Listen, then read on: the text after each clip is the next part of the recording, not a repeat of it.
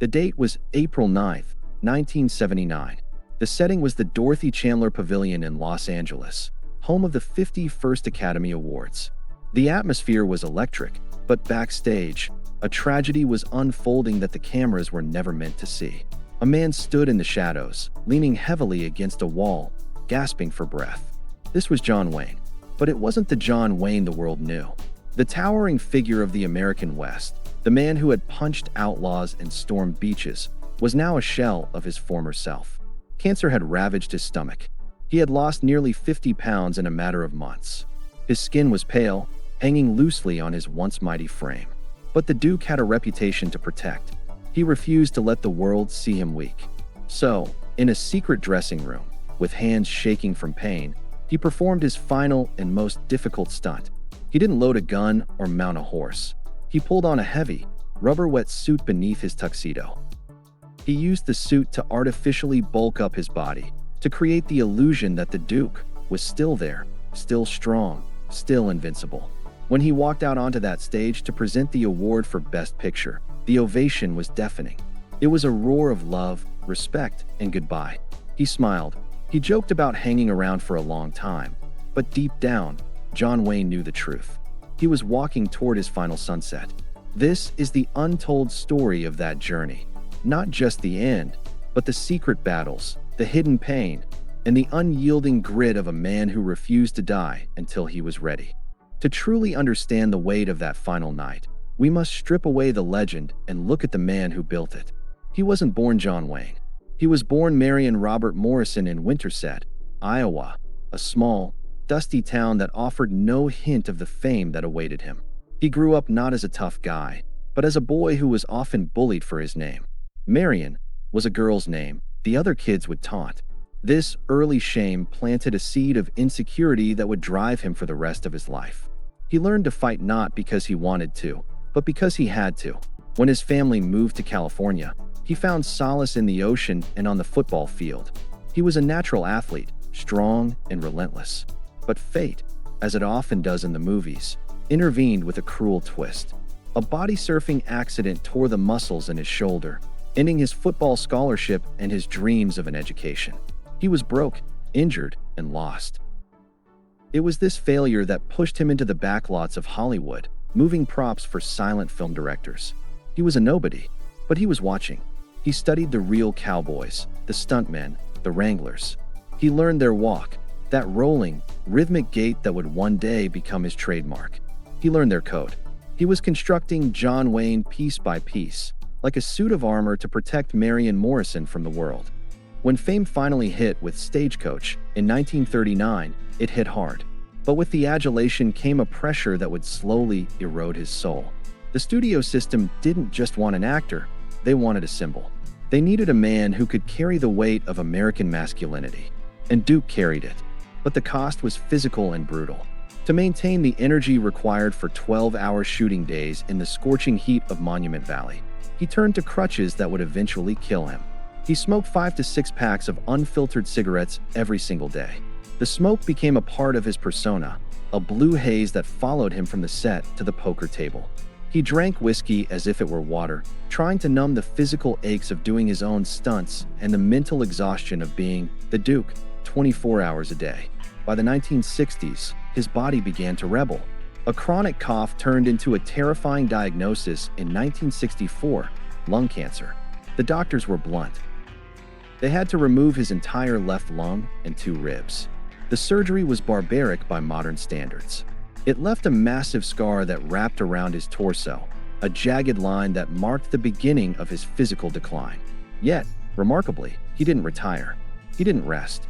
He was back on a horse within months. But the secret was this. On the sets of his later movies, hidden just out of the camera's view, was an oxygen tank.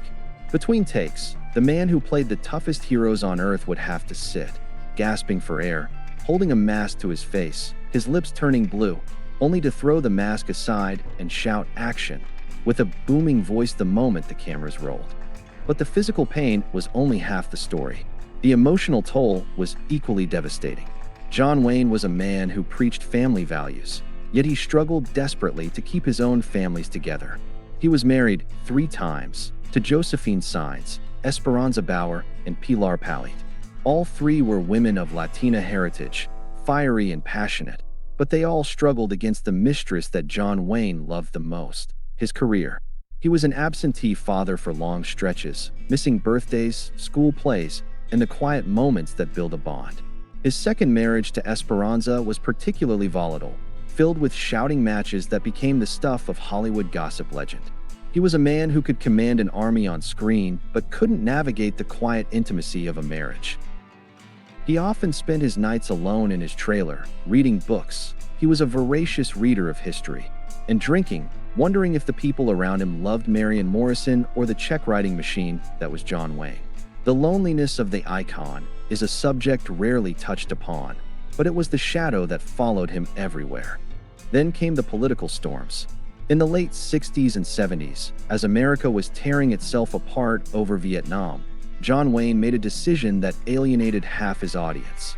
He didn't just support the war, he made a movie about it, The Green Berets. He became a lightning rod for the counterculture. He received hate mail, death threats, and was mocked by the new generation of Hollywood stars. But Duke didn't flinch.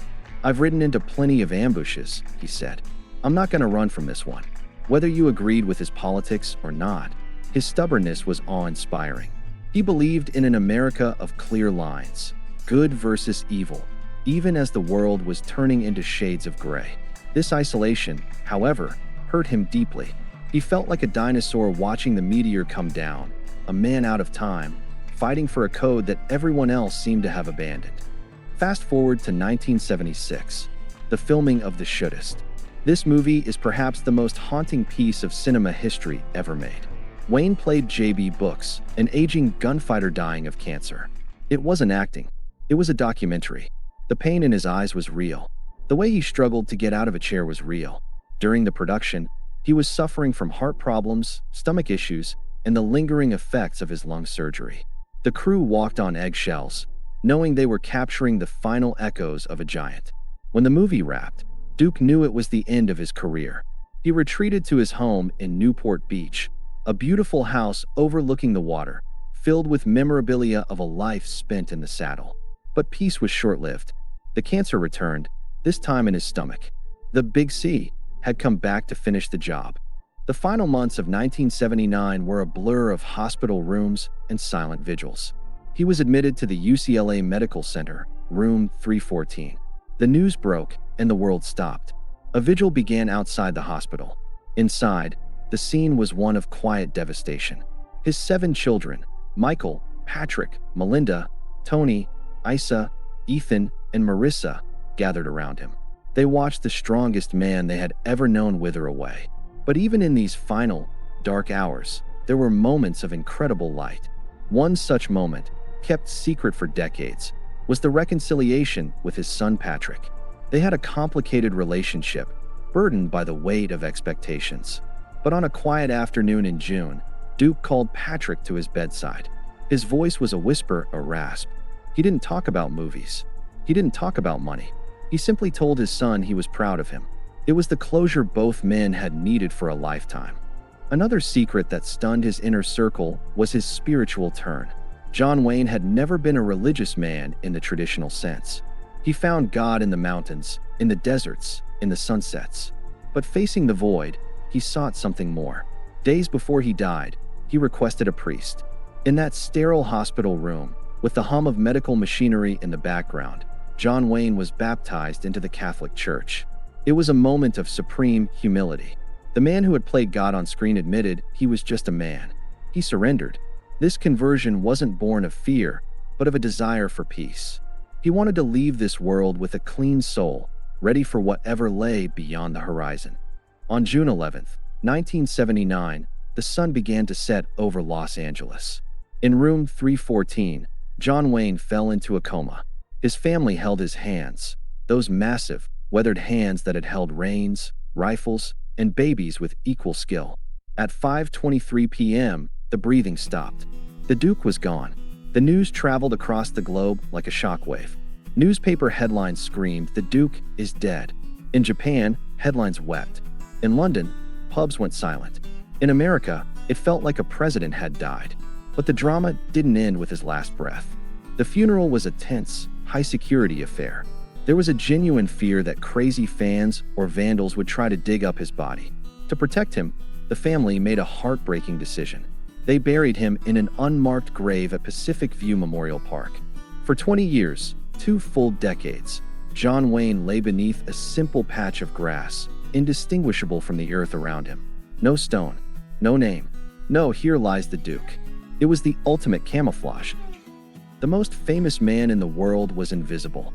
It wasn't until 1998 that a bronze plaque was finally laid on the ground. It didn't list his box office records. It didn't list his Oscars. It bore a quote he had given in an interview years before. "Tomorrow is the most important thing in life. Comes into us at midnight very clean. It's perfect when it arrives, and it puts itself in our hands. It hopes we've learned something from yesterday." But perhaps the most fitting epitaph were the 3 words he had once joked he wanted: Feo, fuerte y formal. Ugly, strong, and dignified. Those words captured the essence of the man. He knew he wasn't pretty. He knew he was flawed. But he was strong, and he was dignified until the bitter end. Today, when we watch his films, we aren't just watching a movie. We are watching a man fight for his life, frame by frame. We see the wetsuit under the tuxedo. We see the oxygen tank hidden behind the camera. We hear the shortness of breath masked by a growl. And we realize that John Wayne's greatest role wasn't Rooster Cogburn or Ethan Edwards. It was John Wayne himself. A man who refused to let his pain become a burden to others. A man who understood that a legend is a heavy coat to wear, but he wore it so we wouldn't have to be cold. The saddle is empty now. The dust has settled. But if you listen closely to the wind blowing through the Monument Valley, you can still hear it. The slow, steady rhythm of a horse, and the voice of a man telling us to get back on, no matter how hard the ground hits us. That is the secret. That is the truth. And that is why the Duke will never truly die.